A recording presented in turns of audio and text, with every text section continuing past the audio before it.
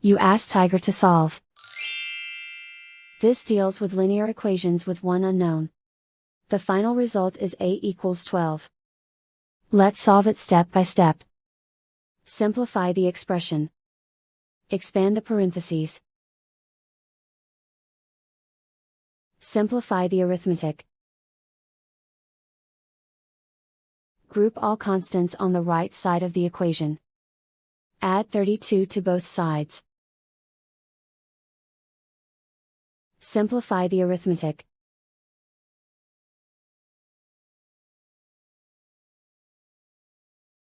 Isolate the a.